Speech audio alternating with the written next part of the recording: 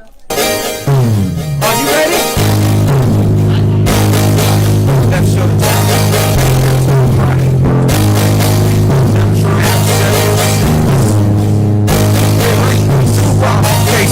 Let's go.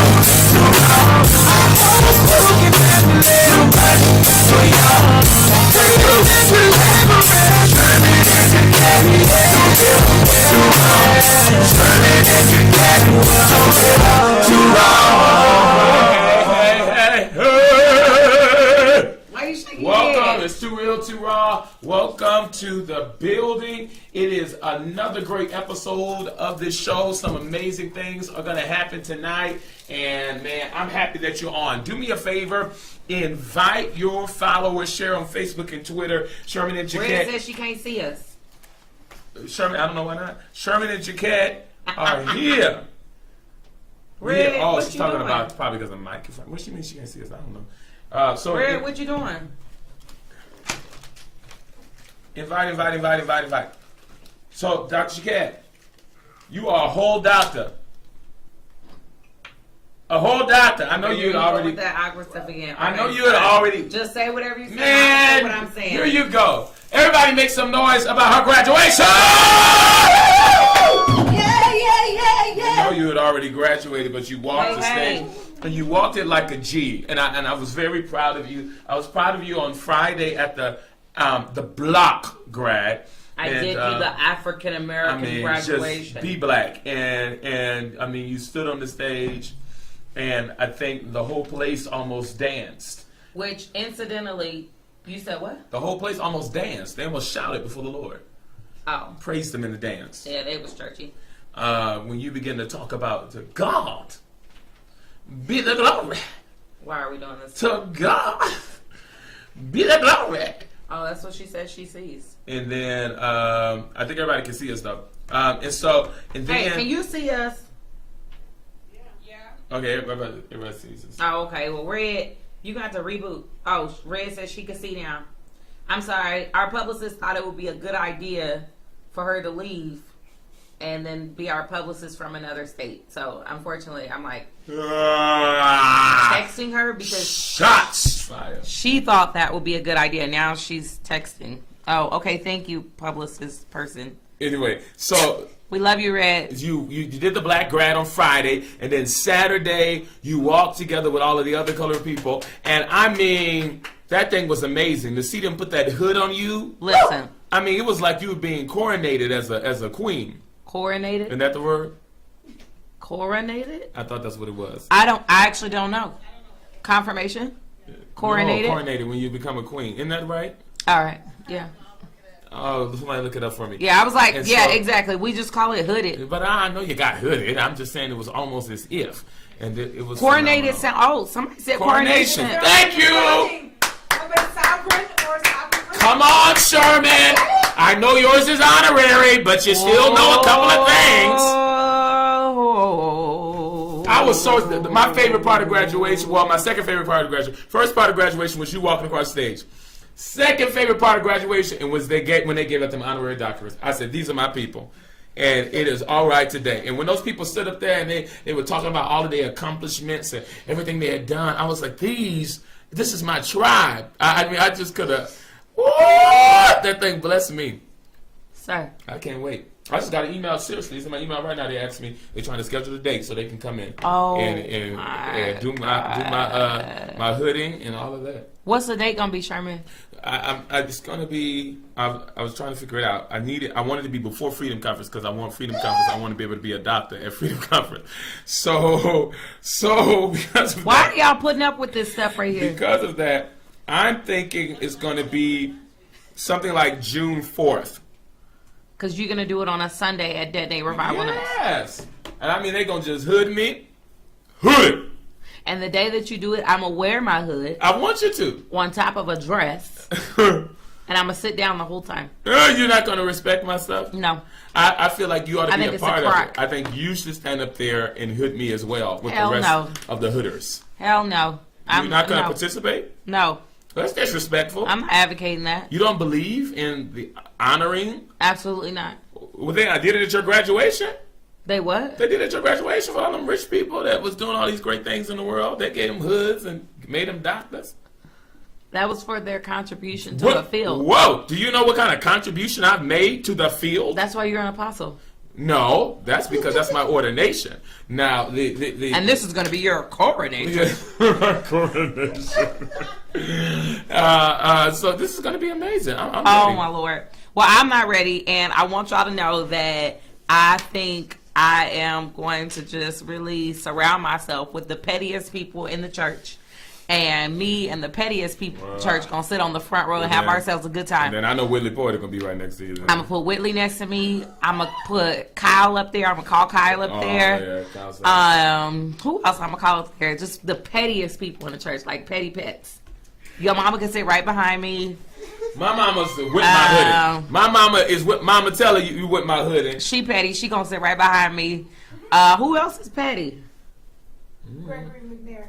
Oh yeah, we gonna get the petty. Please, pets. Greg I'ma McNair put- better not say anything, but he wish he was gonna. I'm gonna put Greg McNair. I'm gonna put Greg McNair on the other side. That should give me a good. That should give me a good petty circle where I have me a good petty time. Now the pettiest that I have the most fun in church with is my apostle, but he won't be there.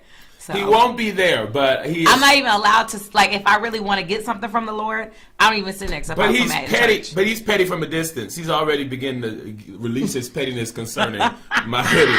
And I told him I don't care what he And said. he should. And I told him And he you should. and him can be Look, proud your about mama your on here talking about earned. get hooded, baby. That's right, ma. I'm gonna get this hood. But the unfortunate part about it Yeah. is, while your mama telling you get hood, baby, she going to class and she getting her a real one. So,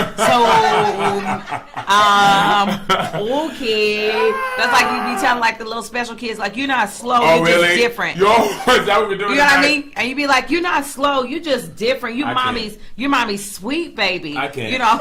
I'm not going to.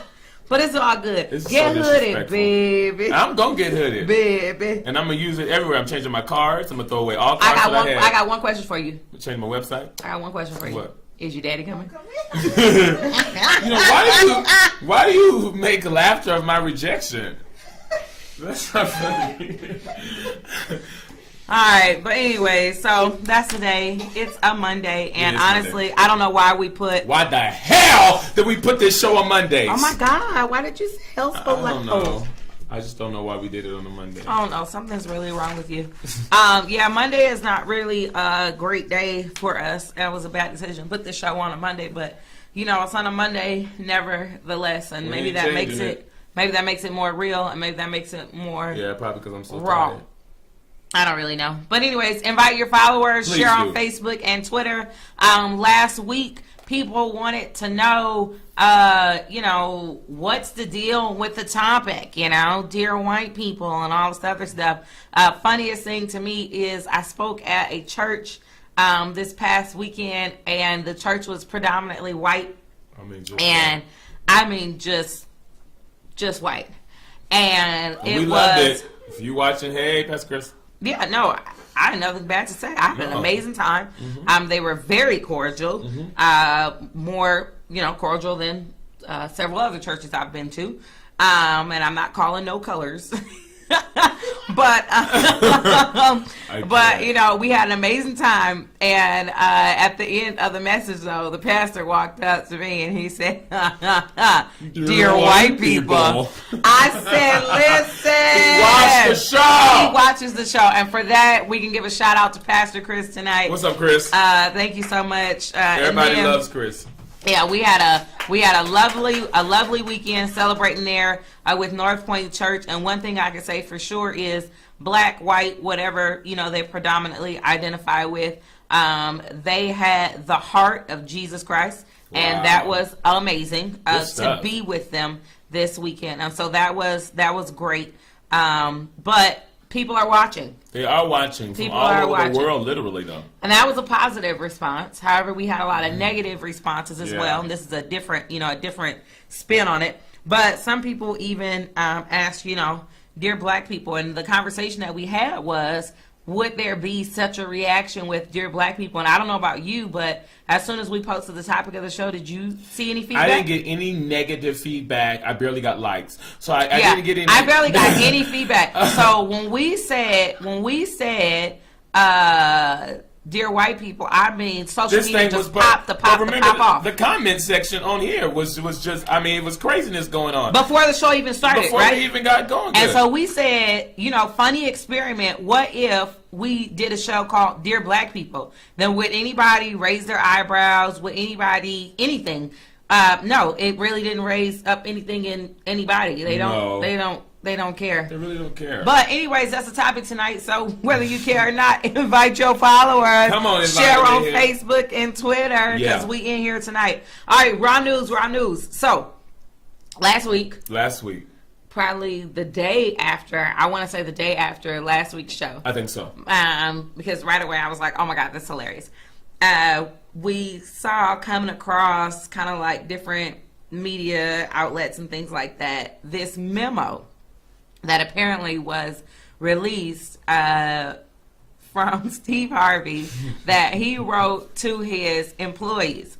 We're going to read the whole thing. Go ahead. You're a better reader than I am. Oh, Earned. my I'm honorary. Go Lord. ahead. You got some real deep-rooted issues. ahead. Yeah, but reading, that's mostly associated with an elementary diploma, Hey. not a doctorate. Hey. You, Just read okay, it. different skill set. Just read All it. right, here we go. Good morning, everyone. Welcome back. I'd like you all to review and adhere to the following notes and rules for Season 5 of my talk show. There will be no meetings in my dressing room, no stopping by or popping in, no one. Capital. Do not come to my dressing room unless you are invited. Do not open my dressing room door. Capital again. Yes. If you open my door, expect to be removed. My security team will stop everyone from standing at my door who have the intent to see or even speak to me. I want all ambushing to stop now. That includes TV staff. You must schedule an appointment. I have been taken advantage of by my lenient policy in the past. This ends now. Capitalize. No more. Do not approach me while I'm in the makeup chair unless I ask to speak with you directly. Either knock or use the doorbell. I am seeking... Okay, anybody else see the doorbell thing? I was like, okay, that was a lot. Like knock or use the doorbell. We're talking about on a dressing room. His dressing room, a doorbell. I guess so. Okay, he just got Excuse so me. he just got so much money. I mean, go ahead, Steve. He just got. I want to It's just insert. I want rich. to insert the word of the day right Just here. Rich. Ready? Ready? 1, 2. Ballin'! So if y'all remember Ballin', holla back if y'all remember using Ballin'. But anyways, knock or use the doorbell, Ballin'. I am seeking more free time for me throughout the day. Do not wait in any hallway to speak to me. I hate being ambushed. Please make an appointment. I promise you I will not entertain you in the hallway. Do not attempt to walk with me. Don't even walk with this Don't walk guy. with me. Son, do not walk with me. He said, if you're reading this, yes, I mean you. You! Everyone, do not take offense to this new way of doing business. It is good. It is for the He good. said he sound like a mega church pastor. It is for the good of my personal life and enjoyment. Thank you all, Steve Harvey. Now listen, I personally did not see anything wrong with the memo. Did you think there was something wrong with the memo? I don't think anything was wrong with the memo. I mean, it's real in these streets. What I think is interesting is that he decided that he would make this statement after he became an owner of the show. I think he was like, I let y'all do whatever y'all wanted to do while I was not in charge because I didn't want to ruffle the waters or get things going and mess up nothing that I had going. But now that I'm the owner, stay the hell away from me.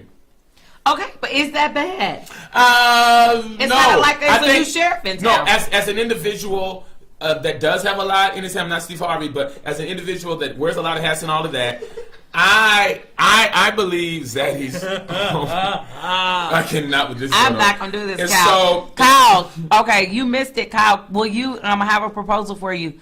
Will you? What's this? I'm proposing to Kyle on Periscope.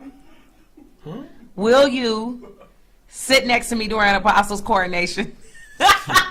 First of all, it's not a coordinate, it's my hoodie. Oh, his hooding. Sorry. But anyway, but no, I sometimes when you in like it's like sports players when they're got a game that's going on, you got to have your focus. You don't want people taking away your focus, and I know sometimes I just want to have my focus, and I don't want anybody being involved in that thing. I don't want anybody trying to. I don't want anybody. I mean, I just said that today in a meeting to myself. I said certain times I don't want people touching me. Like, stop touching me. When we in worship, I'm trying to get worship. I don't want to. I told him I got to talk to my personal assistant about making sure that people do not come up there trying to touch me during worship.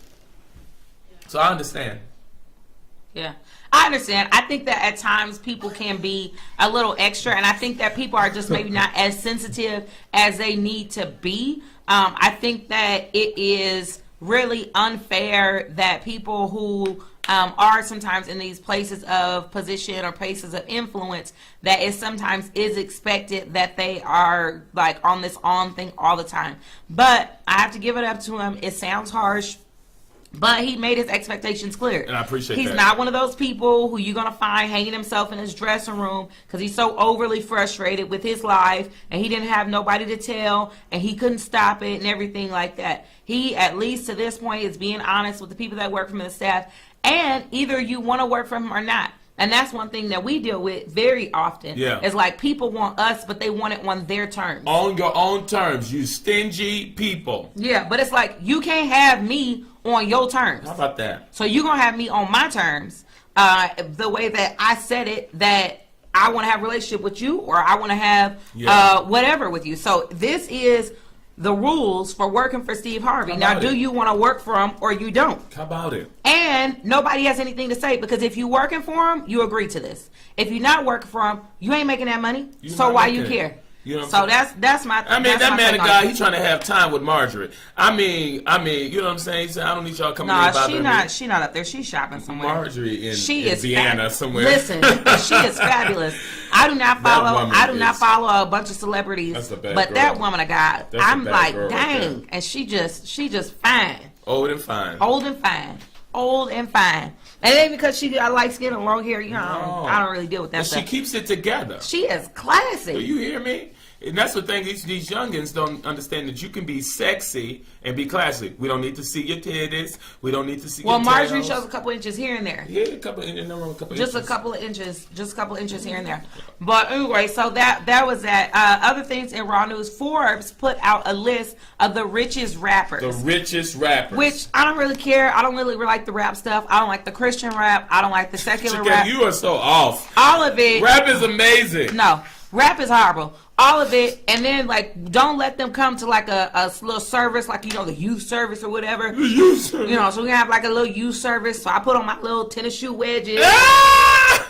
Put on my little long shirt, my little bling bling jewelry and stuff, whatever. Trying to be out there with the youth, little skinny jeans, whatever it is they got going on. Put your shoulders out, whatever the youth got going on. And so I try to get in there with them, get a little highlight, so I could be in with the youth. But But when you were young, you didn't like rap music. It didn't have nothing to do nothing with you being older now. You right. You just never been into rap music. You right. But there are some rap artists. Right now, I try to blame it that I'm an old person. No, but there's there's some rap artists. Some rap songs. What? I'm trying to think of that one song. You know a couple of lyrics or some stuff. What? Dang it! I wish I could think of a song right now. Oh, like it ain't no fun if the homies can't handle and stuff like that. Yeah. Okay, y'all, is that rap? Like when I met you last night, baby. Before you opened up your gap. See? I had respect for you, ladies. Wait a minute, but now I take it all back. Okay, that's an exception to the rule. That's a classic, sir. That's a classic. How's that an exception to the rule? Rap is because rap. that is up there like in the top 20. It's like Amazing Grace. Amazing Grace! It's a classic. And like some songs you just know.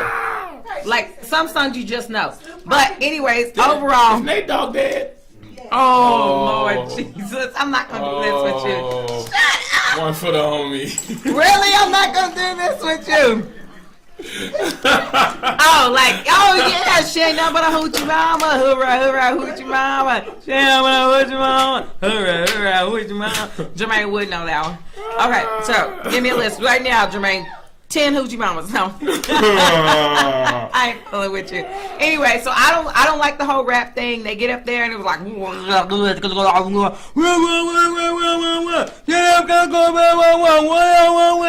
put your hands up, jump. No.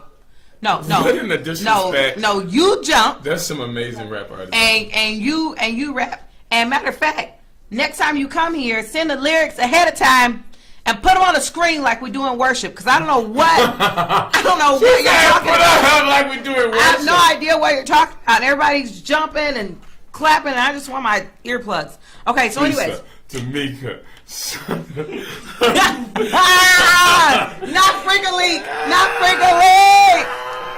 So anyways, Forbes put out this top list of richest rappers. Okay, so here. Oh, my dude is on there. Let's do this. Wait. Who y'all think is on the list? People that haven't seen it. You gonna ruin it if you've seen it. But if you have not seen Forbes list, give us a couple of people that you think are on the list. Come on, just really quick. Okay, Drake. You're right. Drake is on there. Yeah. Drake is worth $90 million. Whoa. $90 million. Diddy is on there. Diddy's worth $820 million. Y'all good at this. 20. Y'all are good at this. Jay-Z is on there. 800. Wait a minute. $810 million. Okay, y'all missing a couple. So y'all got Diddy, Jay-Z, y'all got Drake. It's two more. Nah, Rev Run ain't on here. Rev Run ain't that Nah, Rev Run. He's not on here. No. Come on, give me a couple more. Dre, y'all got it. Yeah. I almost missed it because it had the doctor in front of it. He must got one of them honorary ones. Yeah. He got the honorary ones. Right, it's like if you have a certain caliber and a certain number of hoes, then you get an honorary doctorate. So What was that? And then was that rap music? Was that? I don't know what that was. Oh Lord, the rap guys is mad at us. You know what? They mad at us. Nobody's mentioned because I'm shocked, and you're gonna be shocked. I believe, and some of you may not be. You're right. I am about to be shocked. Birdman. $110 million. But as he co-owns Cash Money. Okay. See, look at it's about as crazy as can be. Nobody with good sense, Birdman, goes out there and now I'm a tatted guy and I'm all with the That's tats. what they said. But this is a mess. That's what they said. So they said that basically he co-owns Cash Money Records, and then it currently has some of the top stars on their roster. So they have Drake, they have Nicki Minaj, they have Lil Wayne. And so because they have some of these top people on there, he owns it, blah, blah, blah, blah. Then that's that. So that's who's on there. Wait, we got to talk about this real quick.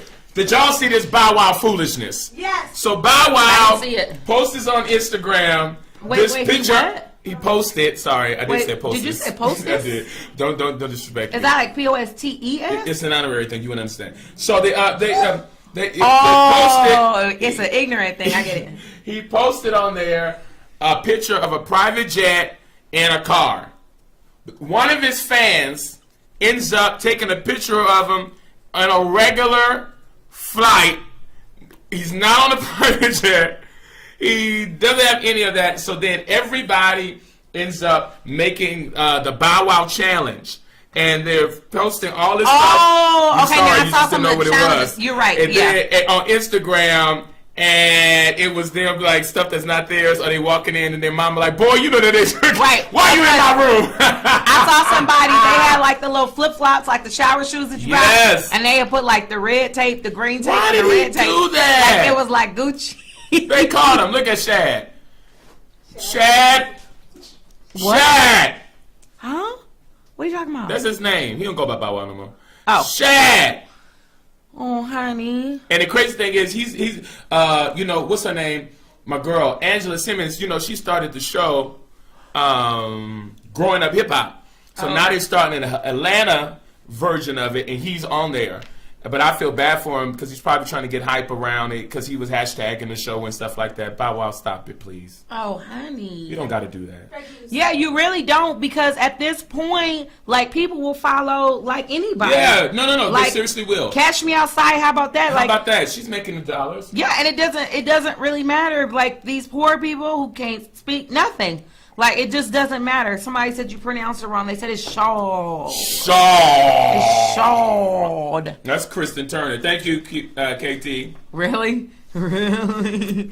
So anyway, Shaw. so Everybody that's corrected me. Forbes' richest rapper. So Yeah. I mean, they ballin'. Ballin'. Hey, did anybody use all the words in a sentence? Do we have any to read? Dun, dun, dun, dun, dun, Actually, dun. I don't think anybody did. Dr. Cassandra did. Oh, she did? Yeah, it's actually funny.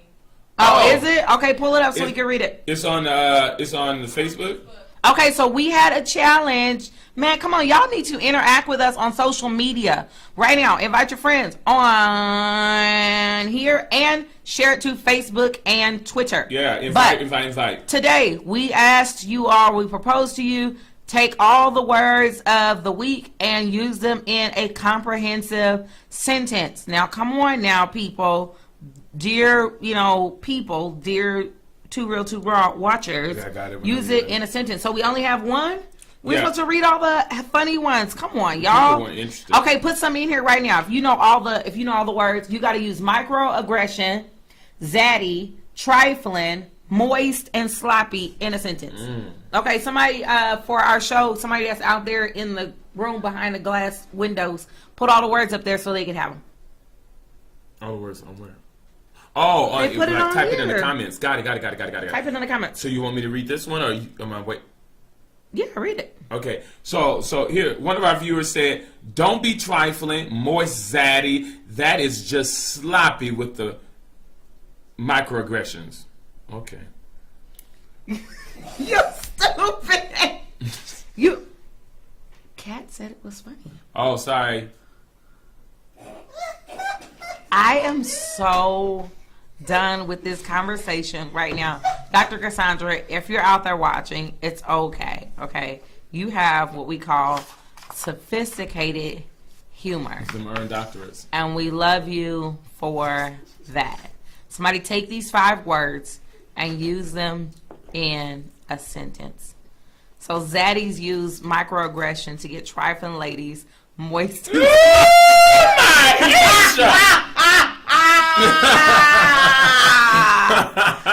Dang! Ballin'!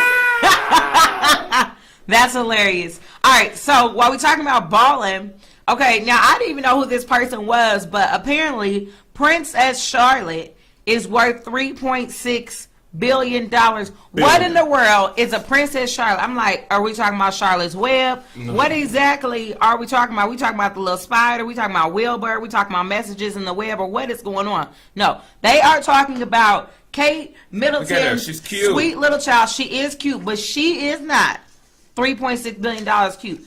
She came to me with that smile, especially she got the little smirk on the side. I give her $3.60. But she got the ain't getting queen nothing else. smile, because the queen don't barely smile. She ain't getting nothing else out of me over there looking like your grandma. $3.6 billion. So apparently she's worth even more than her big brother, Prince George. And people are asking, why is she worth so much? Well, apparently because she's so fashionable. Wow. And if she wears something, then according to them, it sells out in all the department stores. So if she is kind of like Oprah's, I might be trifling, but Zaddy, I'm moist. She said with microaggression. I cannot. Okay, contextually, you may have used microaggression wrong. That is hilarious, but I think contextually microaggression. You made the producer shiver. Ricky, come get your mama. They shiver. Oh, that was Ricky Mama. Yes. Oh no, that was Ricky Mama.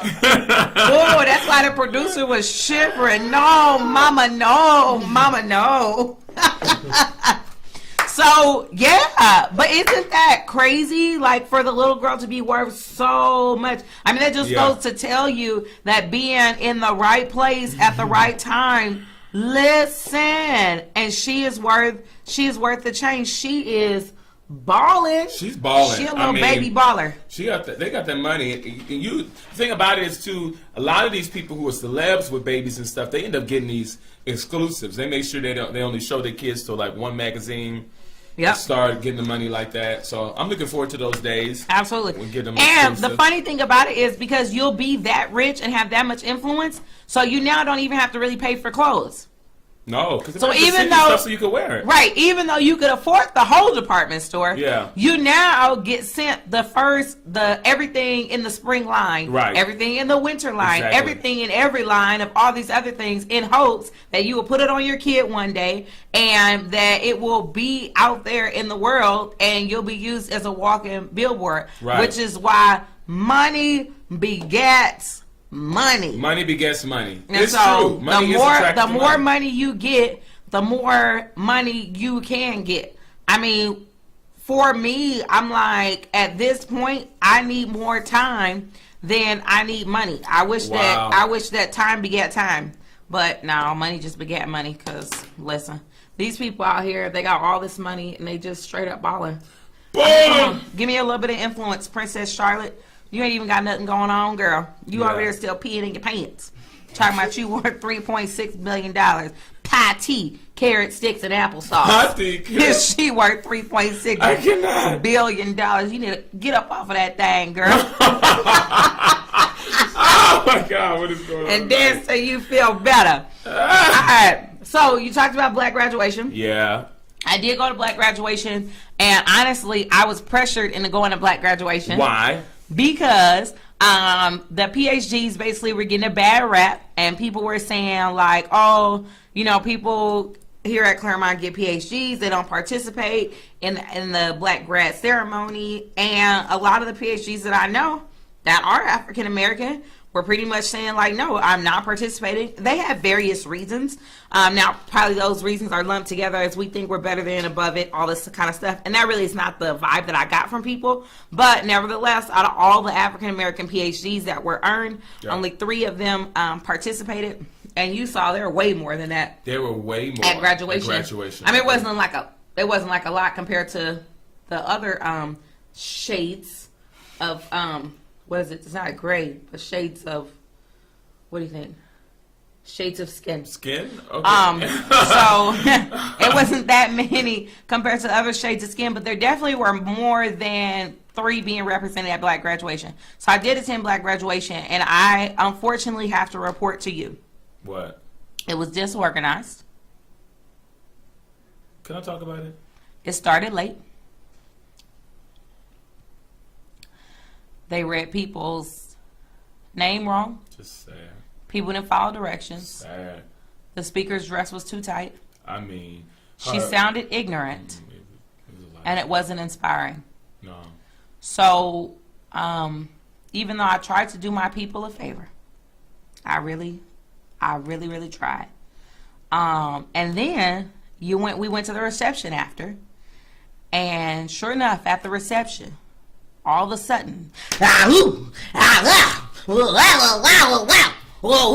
and we kindly got our coats and decided that we were going to go eat at an establishment where we felt that we could eat in peace without people popping, dropping, pelvic thrusting, and throwing spit around. So I was happy that I participated. I was in that number, but it was a very stereotypical, and I'm not saying this is true, people. I'm saying stereotypical. It was a very stereotypical African American event. I mean, the thing was, seriously, they couldn't even line the people up right. Oh And my then when God. it took them like 30 minutes to move from one section to get on the stage. And then once they got on the stage, they were still out of order. I'm like, I thought all these people had degrees. What the heck? I thought there was a place of education. What the heck is going on? It was off. It was It's a like mess. Yeah, it was awful, and it was like it was like the first time they ever did it.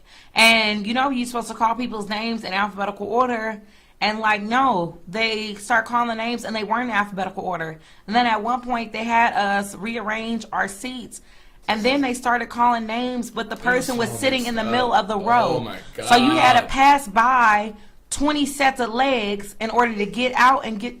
Oh my God. And Okay, then- but I tried. Okay, You did. I tried, and I was there, and that was that, and that was my last graduation day ever. So it was a hot mess. But how about this? Yes. Harvard, and all of their amazing glory and grace has decided that now in the year 2017, bring it in. Come on. they would like to participate in their own little black graduation. So apparently, Harvard students will now have their own commencement ceremony 2 days before the regular ceremony. Obviously, to some of you, this doesn't sound like, oh, it's like, whatever, okay. Everybody does black grad. I just found out this weekend that community colleges have black grad. I mean, I don't want to be disrespectful. Yeah, yeah. The community college on black grad, I was like, didn't you just do that 2 years ago in high school? I don't know about that. Okay, so here's the thing. So they have the community college or whatever, and they have Harvard, they have private schools, public schools, big schools, small schools, but everybody now is taking their part in honoring the black graduation, which I think is great because not a lot of black people persist and are able to finish from high school, from all kind of stuff. Yeah. But anyways, Harvard is now trying to get in it.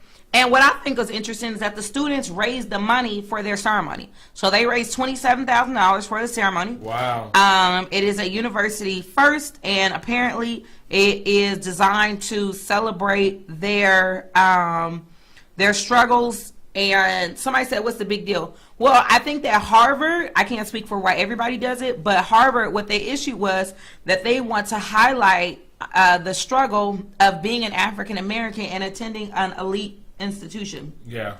I did not attend an Ivy League, and so not celebrating the struggle, celebrating finishing and overcoming the struggle. Because what a lot of people are saying is that in order to attend one of these Ivy League schools, you deal with a certain level really of misunderstanding and the fact that not that many black people have come through there. Right. And so a lot of black people feel very isolated in college, period. Not even just Harvard, but just in attending a university. So they feel embarrassed to ask, what's the purpose of the Writing Center? Yeah.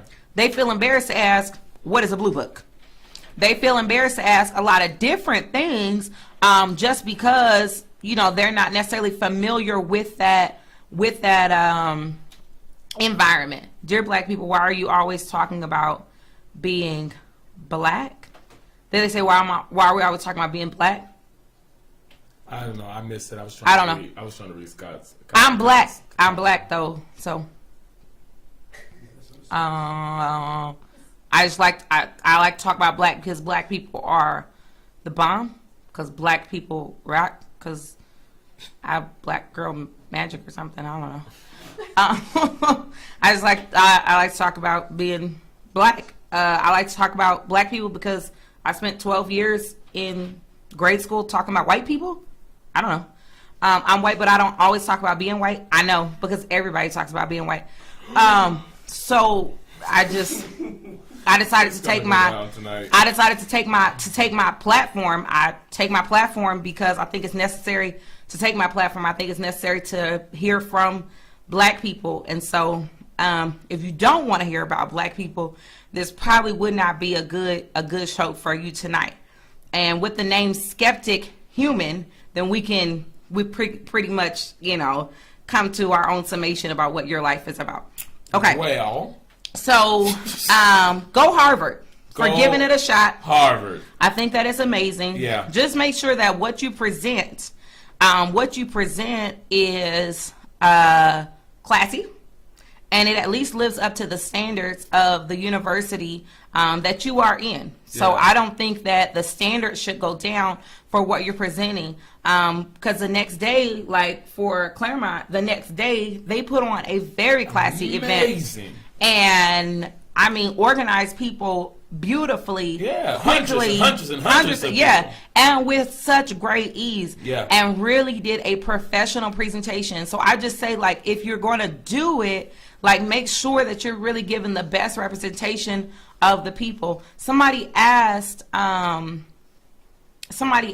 you think that there's this over-identification with race? Absolutely not. I think there's an under-identification with race because I think for the most part, there are some races who only identify with the negative parts of being their race.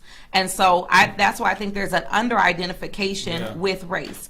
I think that, like, even now, just the simple fact that people would like to shut me up about talking about being black means it's not talked about or celebrated nearly enough. Yeah. If I talked about black people on the system, if I talked about black people taken from the government, if I talked about black people in crime and how bad and dangerous they were, people would be like, preach that, sister.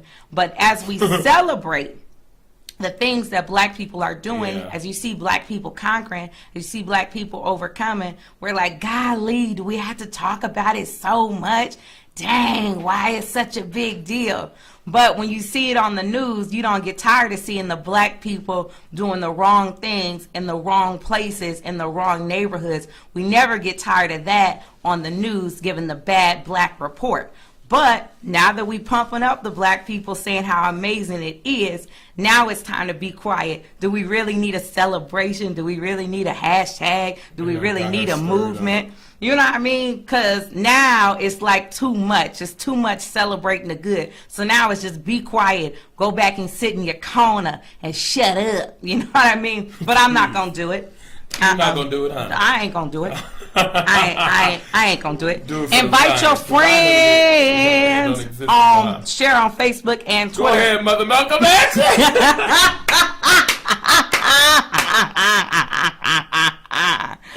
Oh, listen. Oh, power to the And people. so yeah, and so we got a message for black people, and I think that other people would benefit.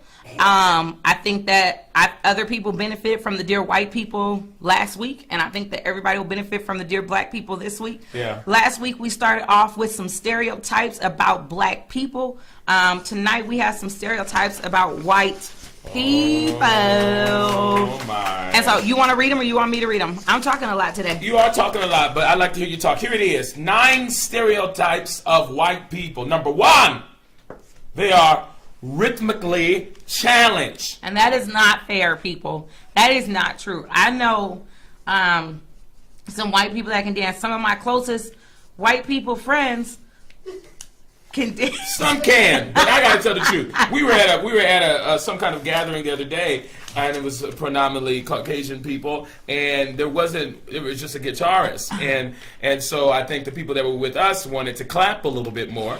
So they started clapping, and then the Caucasian man standing next to me started to clap, and I stopped clapping because his clap was not. It was not on me. But I agree, not all So of I them. said Justin Timberlake can dance or whatever. You know what? But anyway, so this is that is a stereotype though. That is absolutely ludicrous. Yeah. To sit up here and say that an entire group of people are rhythmically challenged. Get your life, people. Not Number 2, not everybody. all white people love animals. Not true. Okay, here's what I think. They say, look, they let dogs kiss them on the lips. They sleep with their animals. But here's the truth: I'm black, and I would let if my dog lived with me. If my dog lived with me, I would let my dog sleep with me, and I have on occasion let my dog lick me right here on my cheek before. So, and I'm black. And No, I that's my mouth. We can get on mouth. You get no tongue with me. We ain't French kissing. I don't do that. and I will I will say this: I am black, and I happen to hate animals. I'm just gonna throw that out there now. That's because you No. got the demon. I'm just. That's a stereotype, though. Y'all know that you can't take all white people and say they all love animals. Stop it. Cut it out. Okay. Here's number 3. They love nature and I thought- extreme well, I was sports. gonna read it. Yeah, but you're not moving fast enough. This is not even the crux. This is Come just the on. introduction. Okay, They love nature and extreme sports. not all. So not all. I don't understand grouping people by skin color at all. Mm-hmm. Good luck, Chuck. Where do you live? You Kuiper? What's going on in here tonight? He must live in Kuiper. Why? What is your kind? What is your? Why is your kind? Okay, but so still, maybe he lives in Claremont. What is going on? Okay, moving on. Number 4. I'm serious. Like I was sitting in Claremont studying with my friends, some lady walked by and she said, "Aren't you all a colorful bunch?" Very true. Yeah. And I'm like, And this is 2017. okay, so I'm thinking in my head, Ma'am. she's talking about our outfits. Ma'am. Only to look down and realize that the brightest color we were wearing was navy blue. Ma'am. However, These are not the it was an 50s, African 40s, American 60s, woman, anything else. an African man, a couple of people of like Asian descent. Yes. And then I think Claudia's Mexican and Marissa, even though her name's Marissa, she's like from Nicaragua or something like that. So, Where you say it again? huh? Say it again. Where- Nicaragua. Nicaragua. Oh my God. So, Oh my God. but anyway, so I'm just saying, like people who don't understand why people are classified by color, like you're the problem. Okay, but agree. anyways, Here's the white next people one. make bad decisions in scary movies. I actually stopped taking them, Chiquette. I'm trying to read them. Now that's true. I don't care what nobody say. Oh wait, but here's the thing. What? It is true because what? Somebody's making the movie. Right. And somebody's making the movie based on the The stereotype. Well, I mean, that thing always have to. You ought to be like, so somebody's making Sally, the movie. don't, Sally, no, Sally. And she's gone on through the door. Okay, come on, keep going. Okay, keep here's the going, keep next going. thing. All right. 5. They speak standard English. No, they don't. No, that's a stereotype. No. I can give you a list. Okay, Here's come on. number 6. They wear shorts and sandals no matter the weather. Very true. I don't care what anybody says. Stop. It's a I'm stereotype. just kidding. Are you kidding me? Okay, here's number 7. They Whitley don't. has on pants. Oh, dang, but she got on flip-flops. Wait a There minute. she is. Zoom in on them The flip-flops. camera can't It was turn around. raining today. She has on flip-flops. Here we go. No, I'm just joking. Number It's a stereotype. Number 7. They don't discipline their kids. That is not true. I know that's not true. I know that is not true. That's Does your mama definitely a spank stereotype. you? Huh? You said 2 times? I don't know, y'all. I don't think it's everybody. Here's Oh number my 8. gosh, you guys are pushing the stereotype. Cut it out. Here's number 8. Are serial killers, mass murderers, and arsonists. That's not true. Okay? If you combine U.S. serial killers across Here's a all stat, decades, y'all. 52% of were white serial killers and were white, 40% were 40% black. However, if you just look at the past 3 decades, 37% were white And 60% 60% of them were black. the people was black. Yeah, so Black. Ballin'. All right. Here's number 9. Here's number 9. This is a mess. They drink all the time. Now considering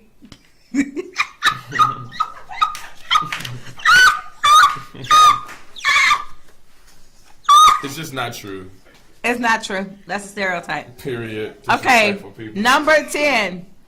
Oh, we said it was 9, but it's 10 on the list. We Number go 10, they can't They cook. can't cook. Now let me. Okay, well some of No, the they say they don't. they season don't their- season their food. Wait, his beat. They only green bean green casserole and pumpkin pie. pie. Now let me say something. Hey man, not all of them. I'm just saying. That's a I worked stereotype. with- No, that's a stereotype. Stop it. That's a stereotype. Not all. Okay, so here's what we have to say to the black people. Last week we had some tips for dear white people. We had some stuff to say to white people. And this week we have some stuff to say to black Before people. we jump in there, Look. I need you to invite your followers, share on Facebook and It's Twitter. 10:48. I get it. Get as many people in the room as possible to be a part of this. Let's go. Okay, so the first one is let it go. Let it go. Like, honestly, black people, we get it. We have read the African American history books. We have seen the story of sitting on, the bus, the fight, the marches, the deaths, the lynchings. We know that there was a struggle. However, at some point, you have to take responsibility for where you are currently. Yeah.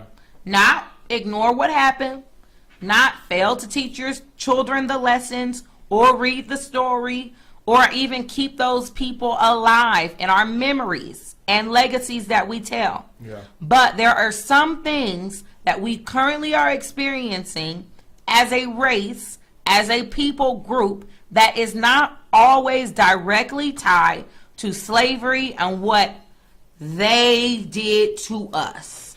At some point, it is your responsibility for your progression and moving forward. So, black people, say it with me. Let it go. Let it go. Let it go.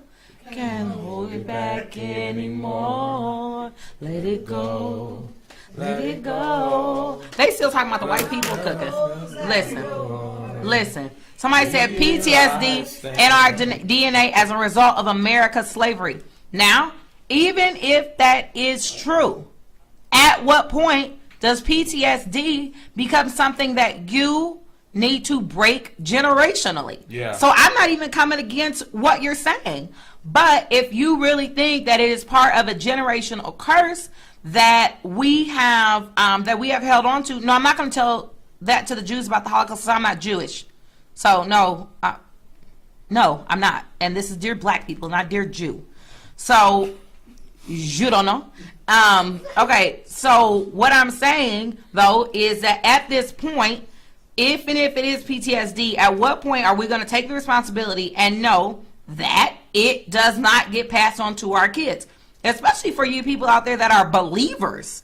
If we are believers and we believe that we have overcome by the blood of the Lamb and the word of our testimony, then how is it that we are going to use our testimony as the reason for our lack of progression? If we're overcomers by the blood of the Lamb, then doggone it, be an overcomer.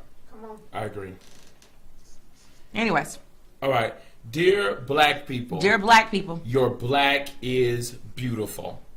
I really need you to know that. Oh my God, this is like his I love you last week. This is important because I think a lot of times we kind of pull towards things that we think that pull us away from embracing how beautiful we are as black people. And I know that there's some people who reach to look like something else, be like something else. Just embrace how beautiful the aspect of your life, the black experience in America is.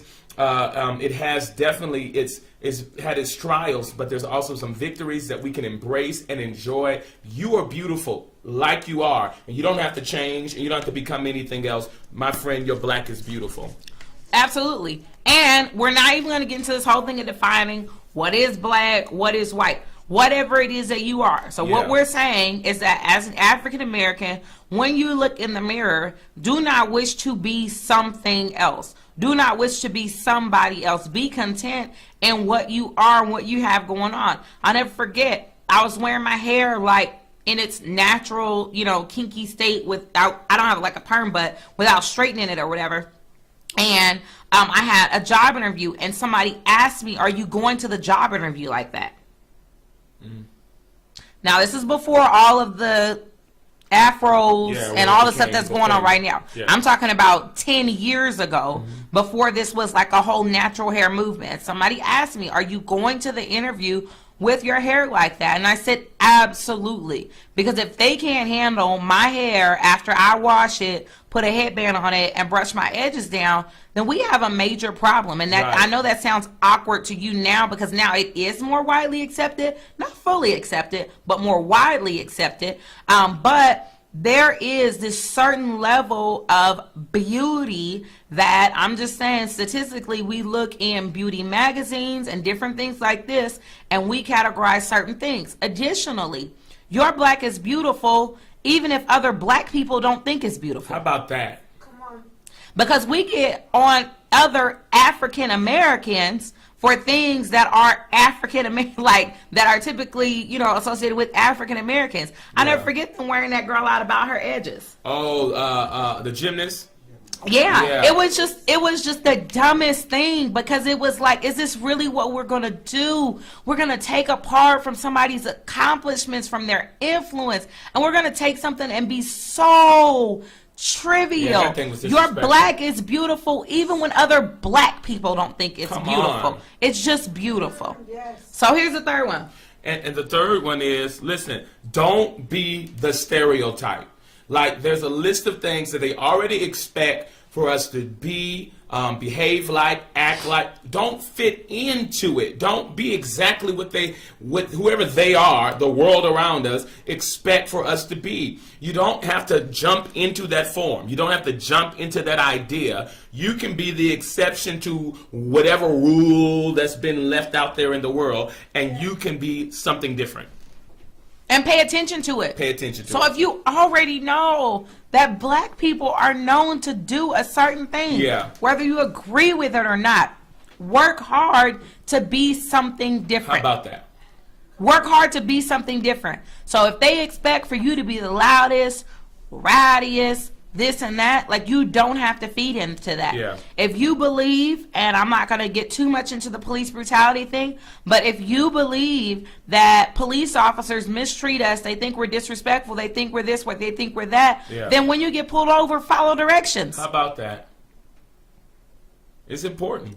Don't be what other people think that we are going to be. Don't react in that way. Somebody said, be authentically you. Yeah, but what is really authentically you except for a series of learned behaviors that you've picked up and adopted as your own? The only way that you can be authentically you is by defining your personality and your spirit and the way you behave by the Bible. That's the only way that you can be authentically you. Because all of these learned behaviors that you've picked up from school, that you've picked up from your family, those are not authentically you.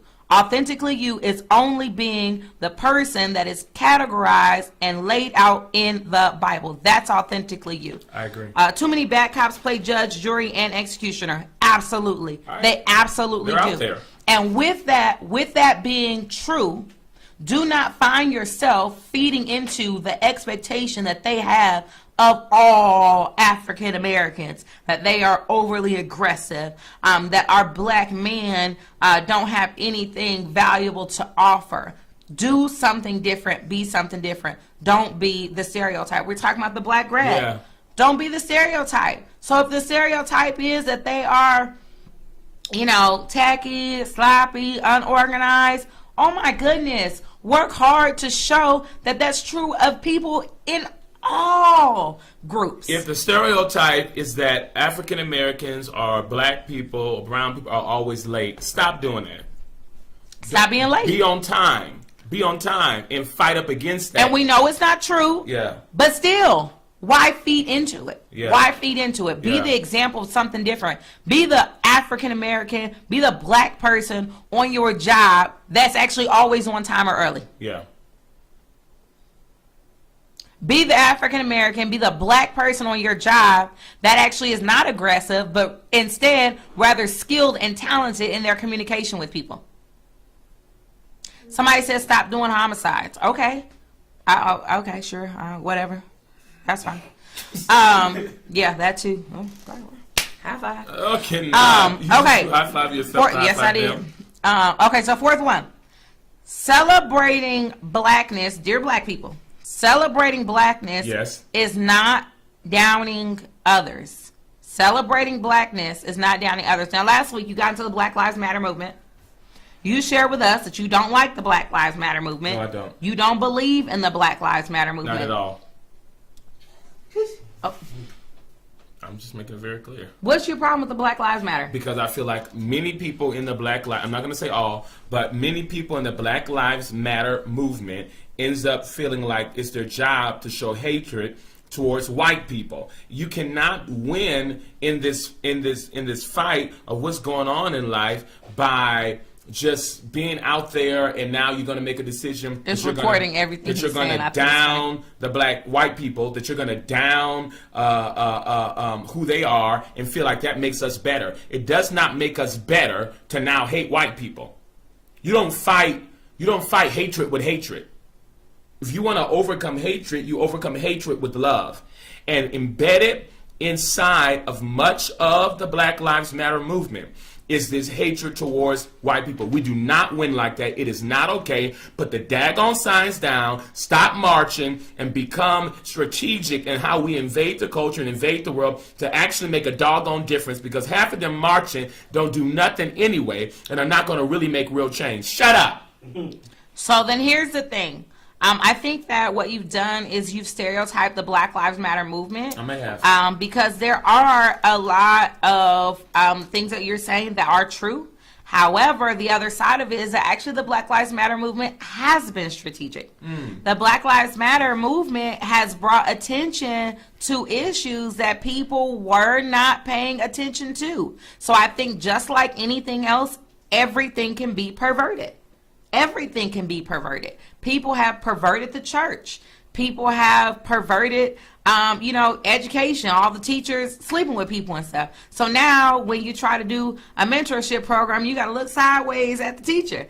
And so I think that just like anything, it can be perverted. But I think in all of its purity of the Black Lives Matter movement, it has brought awareness, and also there have been these spin-off movements from the Black Lives Matter movement that have tried to initiate change in different areas.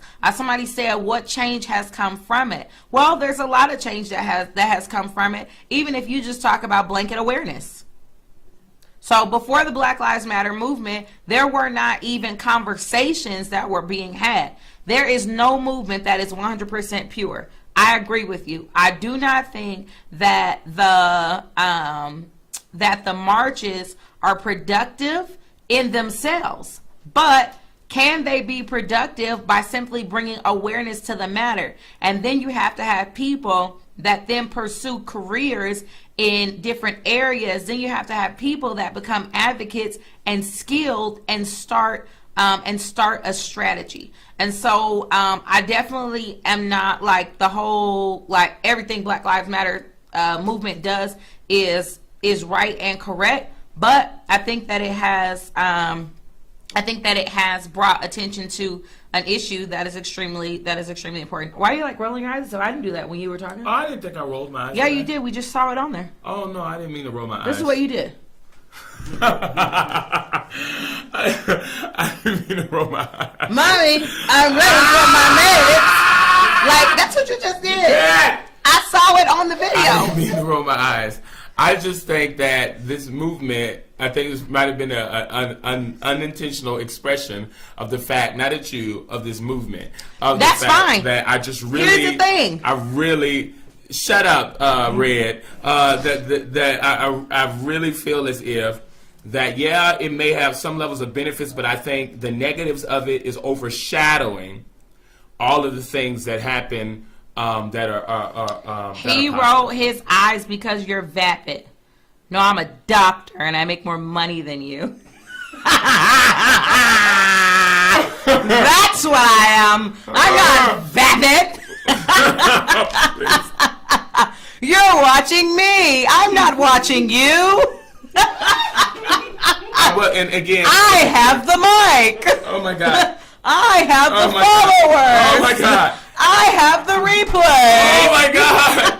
It's not, I'm not. And again, I was not rolling my eyes at you as much as it was. I just totally disagree, and it probably expressed out in that way. But yeah, I didn't say it has to do with social class, but that's fine. It's all good. Whoever you are, you just keep watching me, okay? You keep listening to what I'm saying. So I don't think Black Lives Matter is that solution. So I agree with you on that. Okay. I personally think that the solution is education. I think that in the most fundamental sense of it, it is education and teaching people how to think critically. Okay. If we can teach people how to think critically, how to problem solve, how to research, and become clear on how to approach different issues, then I feel that education and offering equity in education so that you have people across all people groups that are being educated to a high level of, because I'm not talking about education like give everybody access to schools. That's not the kind of education I'm talking about. Okay. I'm talking about giving everybody a high level education. Not where you have kindergartners on one side of town learning letters and how to twerk to the alphabet song. Please. And then you have kindergartners on the other side of town that are one-to-one with the technology program, and they're learning how to code by the end of their kindergarten year. Wow. So I am talking about equity in education. And the reason why I think that that is a solution is because we've even seen in the last 2 weeks, even on here, the level of ignorance when it comes to racial relations, to the point where you have some people who thinks that it doesn't even exist. Yeah. Some people mention family. I think education is the answer to family. A lot of families that that deal with different issues, it is because of the lack of education. And because of the lack of education, they make poor decisions even regarding their family. Why? Wow. Because it comes down to critical thinking. And so if they cannot critically think, Yeah. they cannot problem solve, then they cannot even solve the basic problems that exist in a family. Wow. Families break up due to money. Education would fix that. Wow. I think education is definitely very, very important. And I think it's important for us not just to, I think a lot of people depend upon the school system to do it, but I believe that if families would bandy about that and take the responsibility also in investing in their child's education and making an environment at home that's conducive to their children and just all of us being victorious in our education, we can see some big changes. Absolutely. Absolutely. Somebody says it starts at home. Absolutely. I think it does. I think that parents are their child's first teacher. Wow. They'll be their child's first teacher, and year after year, as your kids go through teachers, you will remain their teacher over those years. You are like the teacher that the kid cannot run from for all their years of education. Wow. Absolutely. That is I good. think that it starts at home. You said And something as there. long as we take our students and we drop them in these institutions, we do not hold them accountable for what they're offering. We don't ask questions. We don't do these different things. Somebody says so many black kids are born out of wedlock. What kind of foolishness? You ignorant. You. Hold it. You. Hold it. You. Hold it. Oh, you. I cannot. I'm sorry. I'm gonna keep singing till all the curse words leave. You. They still leaving. coming across my mind. They're leaving. You.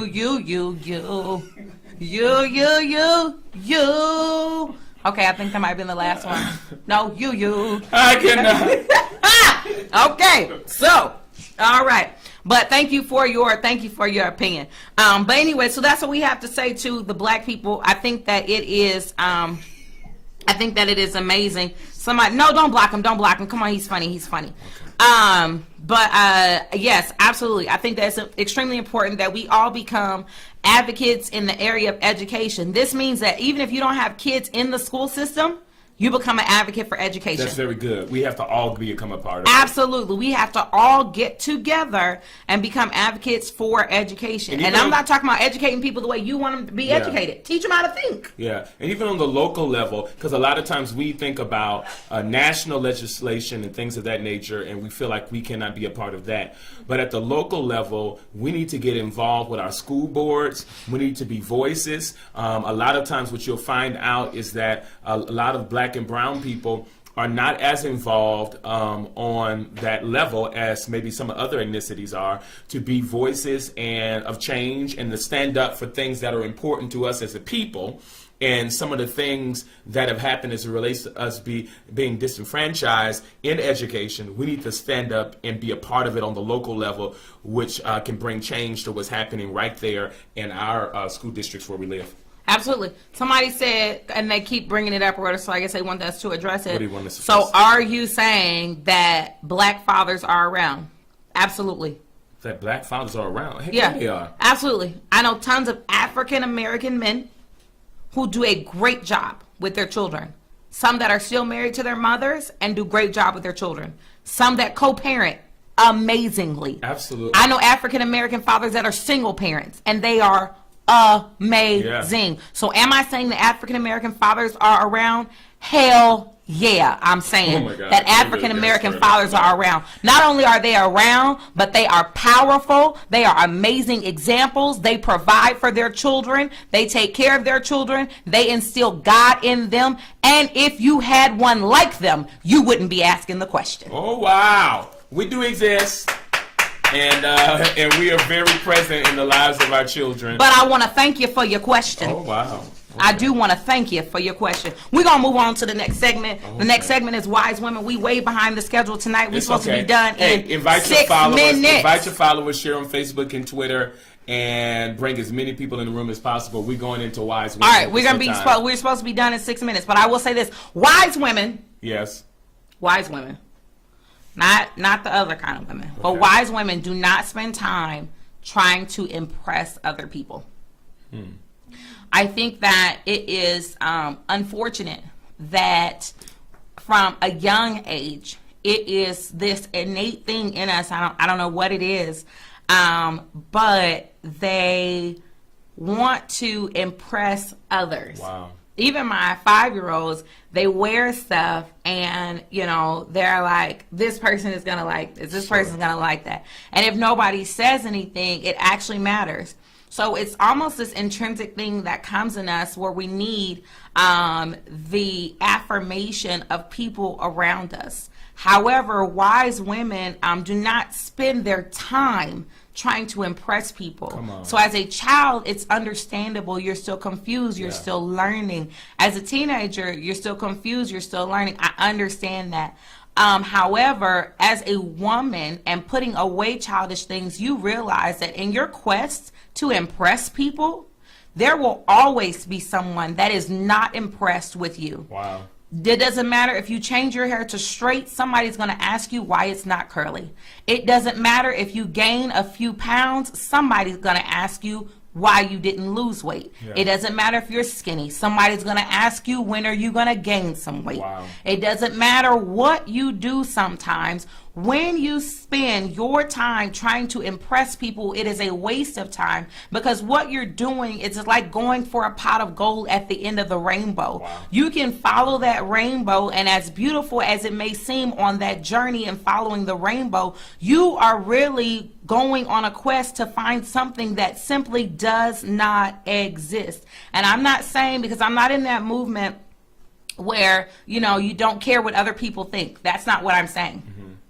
Because I think that what other people think about you, the perception that people have of you, it does actually matter. Yeah. It does matter what people think of you. However, when you spend your time trying to impress people, that means putting a lot of weight on it, putting a lot of effort in it, and waiting for their affirmation, then it is a waste of your time. Wise women, your time is better spent finding out the reason why you're here, getting affirmation from heaven, putting blinders on, finding out where your support corner is, and running with it. I agree. And so do not spend your time waiting for likes on Facebook.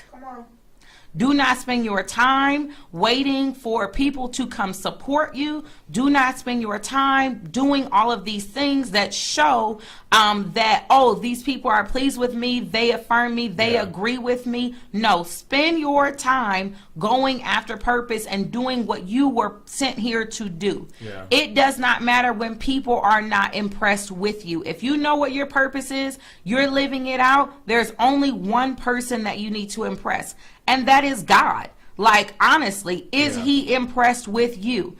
The funny thing about this thing, and I address it to women because, quite honestly, and this could be my narrow scope, and that's fine. This could be my narrow scope, but I feel like women do this a lot more than men do. I think that men, I won't say unfortunately, because it's fortunate for them, have the ability to live and be who they are. They care what other people say, but I do not see nearly as many men living for this thing of getting affirmation from other people. Somebody said God is fake. That is unfortunate that you will have your time in hell. But I think that it is extremely important that we realize that our affirmation comes from heaven, and wise women spend their time trying to impress God. Because once you impress God, and not impressing him with the things that you accomplish in the natural, but impressing him with the posture of your heart, he will allow you to make an impression on others. And so you don't have to worry about trying to impress them. Wow. Yeah. And that's impressive. when you're not worrying about impressing others. Amen. And it'll speak loudly about your life, and it's attractive. So I think that people should really embrace that. I love your wise women segment. Wise It's women. amazing. Here we go. All right, now y'all know the number. Y'all know what time it is. We need like a prophetic dance. Like, what time is it? Prophetic time. What time is it? Prophetic time. So in but our can show, you pop while you do it though? in our Like, show, we share the Father's heart in prophecy. That means God speaks, and we allow Him to use us to speak into your life. The prophecy comes to edify. That means build you up. Prophecy comes to exhort. Means push you into the place you're designed to be. And prophecy comes to comfort. That means help you in the space that God has called you to be in. So listen to me. You can call right now, and you can call 909-545-6526. You need something from God and you want to hear a word. This is how we close our show. There's a lot of great things, a montage of a show, but this is how we end it every single week. 909-545-6526. We are here. Hello, caller. Your name and where you're calling from. My name is Janine. Janine, where you calling from, Janine? Calling from Illinois. Illinois. Illinois. Great. We love Illinois. Here's the word of the Lord to you tonight, ma'am.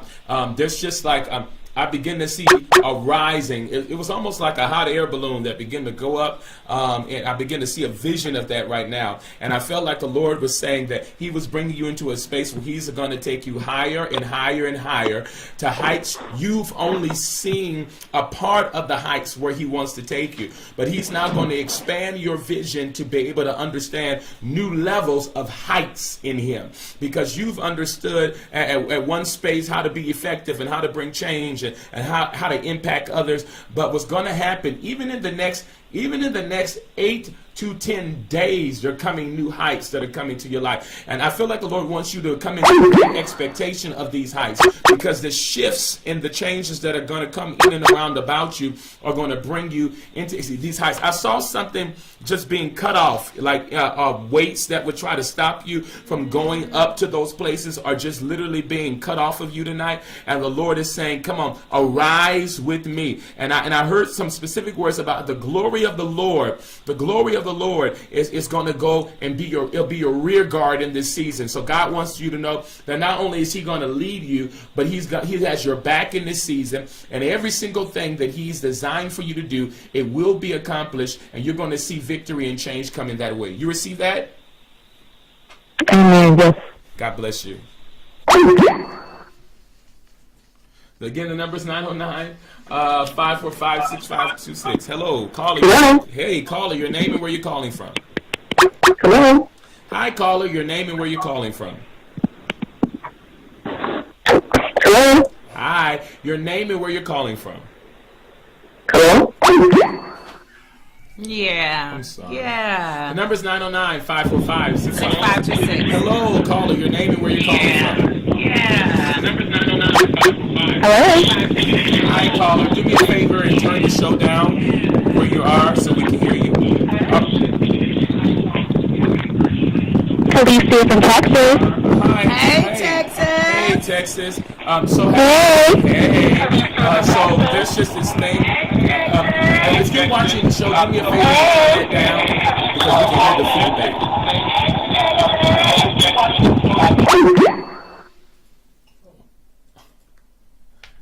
The producers are so quick to cut these poor people off. Come on, producer. You Give them a to turn it chance down. to Don't cut turn them it off. off. I say so.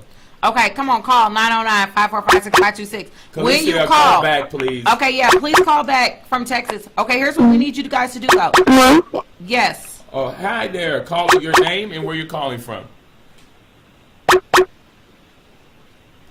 Call your name and where you're calling from.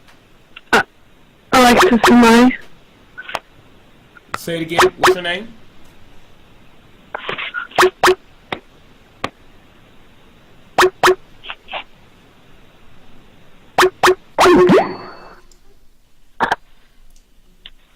All right, we're having some challenges tonight, guys. If you're going to call in, do us a favor, and if you're watching the show, just go ahead and turn the show off over there on your end, and that, because there's like a little feedback if you don't. Oh, she's Khaleesi from Texas. Hi, caller. Your name and where you're calling from. Hi, caller. Your name and where you're calling from. Rochelle? Rochelle, where are you calling from, Rochelle? Can you hear me? Hello? Yeah, we can hear you. I can hear you just fine. Where are you calling? Oh, good. Yeah, where are you calling from? Hi, this is Rochelle. Where are you calling from? I'm calling in from Moorpark, California. Awesome stuff. Awesome stuff. So, here's a word of the Lord to you. I saw the Lord saying, "Hey, I've set you up to be able to be one that uses your voice for change and for good. I'm going to call you. Can you hear me now? Hello? Can you hear me now? Hello? Yes. Can you hear me? Not very well. She can't hear you very well. I'm on my cell phone. Should I be on the internet instead? No, No, your not cell phone's necessarily. your cell phone's the way to go. Okay, well, hopefully you can catch I this. can't hear you. Okay, she can't hear me. Come on. Okay, so here's what I feel. I feel that one prophecy that you gave was it for the night. We've been trying to do this for 5 No, we minutes. need to get this word out. Calissa, call back, okay? Khaleesi, call back. Yes. She's a doctor. Hi, your name and where you're calling from. Hey. Hi, who's this? Hello? Hi, your name and where you're calling from. Alicia from Texas. Okay, Yes. do me a favor, turn the show down in the background. I'm Alicia from Texas, and I can't hear you, so I'm going to just stay on the line, and I'll just catch the replay to hear the prophecy. You got it, That girl. sounds good. So here's the word of the Lord to you. The word of the Lord to you is God's this whole thing for entrepreneurship, this whole thing that's on you to be able to not only create spaces for yourself to prosper, but there's an anointing on your life to cause for others to prosper. The Lord said He's always placed this in you, and even when you were somewhere around the age of 14, 15, you begin to have a dream of empowering others. There's something on your life for not just entrepreneurs, but there's something on your life for women. And the Lord said, listen, He said He's speaking to the women around you and the people you're called to, and I hear these words, daughters, arise. Daughters, arise. And God's going to allow you to carry a certain message that's going to cause for many to arise in and around your community. And so the Lord says, daughters, step into that strongly in the days to come, because it's like I specifically saw 10 open doors that are going to open up for you. And there's doors of expression in business. There's doors of expression in ministry. And the Lord said He's setting you up for the next phase. So like the next 6 months are going to be tremendous months for you, and there's going to be so much breakthrough and miracles in that thing. And so the Lord says, be not afraid of the faces of those that would tell you that it cannot come to pass, for He will surely do this thing. You receive that? Amen.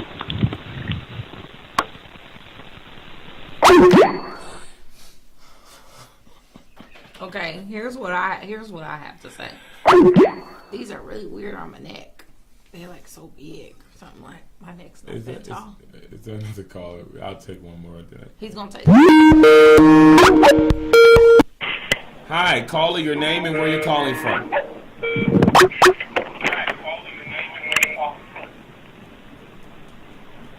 Hi, this is Donna from Maryland.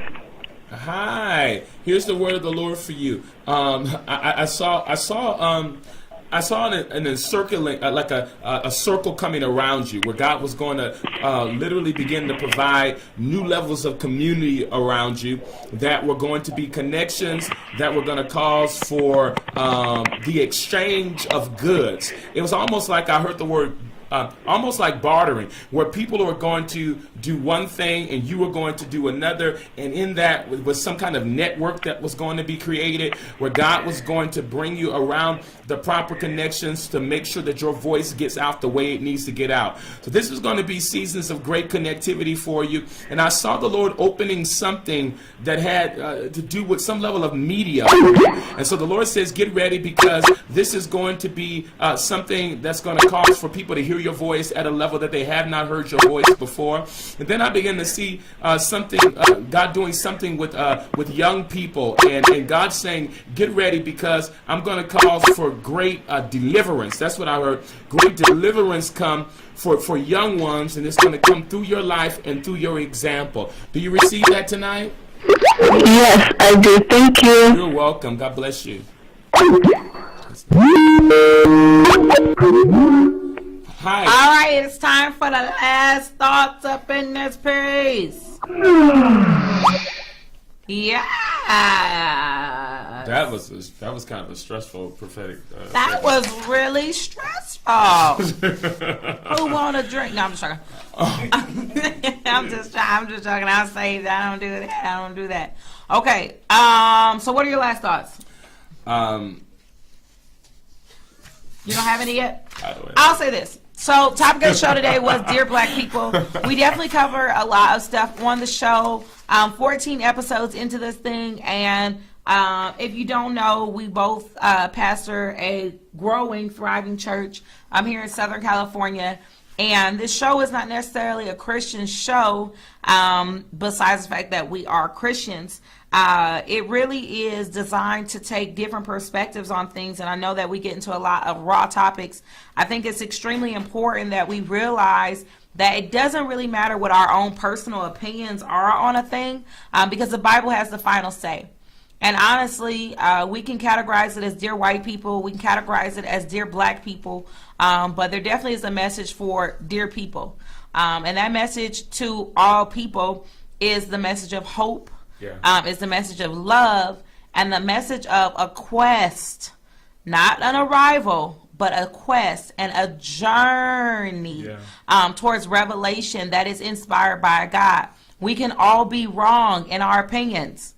We can all be 100% wrong in our opinions. And so I think that it's really key that we take this time to really point that out, that a lot of the times we're speaking out of our opinions, we're speaking out of our personal wisdom, but the bottom line on the thing is finding out what God has to say about it and creating this relationship with Him where you actually commune with Him. He speaks with you, He speaks with me.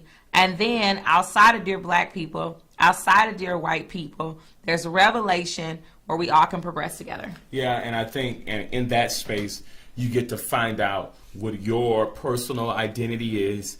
You get to find out what that purpose is, what that mandate is, the destiny is for your life, through exactly what you're talking about, connecting with God and what He has to say about all situations. And I think when we step into that space, then we can find the fulfillment that we need in life. We can find the real joy that we need in life. And it doesn't matter what anybody's opinion is about anything that we do, the color of our skin, the fact that we are a male or a female, our sexual orientation, anything of that nature. Does not matter. We need to know at the end of the day that God loves us. He's concerned about every aspect of our lives. And He has a plan. He has an ordination. He has an idea that's been set for us before we were ever in our mother's womb. Our job in life, our purpose is to find purpose and to live it out. And when we do that, then we become all that we've really been created to be. And we'll begin to walk in tremendous victory in our lives. Amen. Preach, preacher. Yeah, why not? Because the show is over. The show is over. Oh. And I you know what? I really enjoyed doing this show with you tonight. You just did your final thoughts. I was just telling you that I enjoyed doing the show Oh, with this you. is part 2 of your final I'm thoughts. done. Oh, thank you. Now let's dance. Play the song. Let's